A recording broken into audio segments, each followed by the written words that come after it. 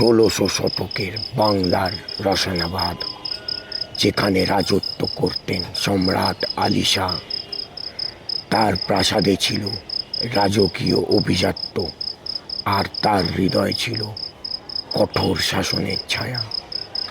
কিন্তু সেই রাজপ্রাসাদের এক কোণে প্রতিদিন বই পড়তেন এক রাজকুমারী, রাজকন্যা নূরজাহান। সে জানত না একদিন তার জীবনী হয়ে উঠবে ইতিহাসের লেখা রক্তের অমর কাব্য।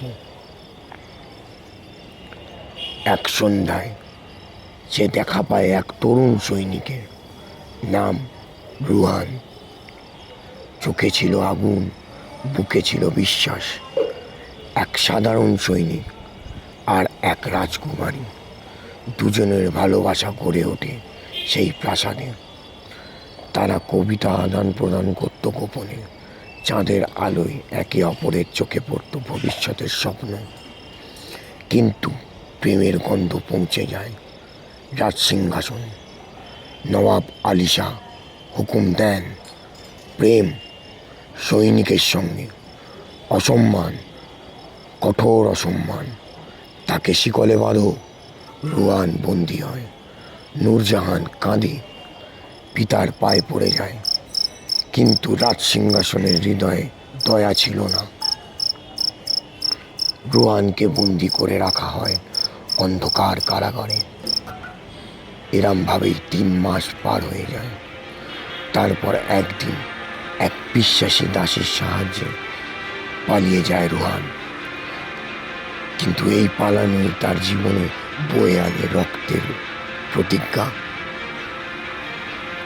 5 বছর কেটে যায়। রুহান আবার ফিরে আসে নতুন চেহারায়। এবার সে আসাদ খান, এক বিদ্রোহী নেতা, যার চোখে আর হাতে অস্ত্র। তার লক্ষ্য একটাই, প্রাসাদ দখল, রাজাকে হত্যা এবং প্রতিশোধ। সে খুঁজে পায় নূরজাহানকে। এখন আর রাজকন্যা নয়, বরং শিকলে বাঁধা বিদ্রোহিনী। তারা আবার পরিকল্পনা করে, এইবার শেষ করার মতো। রাতের আধারে বিদ্রোহী বাহিনী রাজপ্রাসাদ আক্রমণ করে। লড়াই চলে রক্তাক্ত ভোর অবধি। নবাব আলী শাহ নিহত হন, রাজ্য দখল হয়।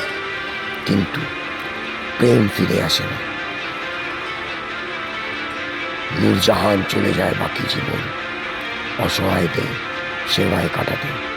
আর রুহান জয় করেও হেরে যায়। সে জানে ভালোবাসা শুধু রাজ্য নয়, ভালোবাসা চায় আত্মা, ত্যাগ। এক প্রেম, এক প্রতিশোধ, এক ইতিহাস যা কখনো ভুলে যাওয়া যায় না। ভালোবাসা যদি সত্যি হয়, তবে ইতিহাস নিজেই সেটিকে অমর করে তোলে।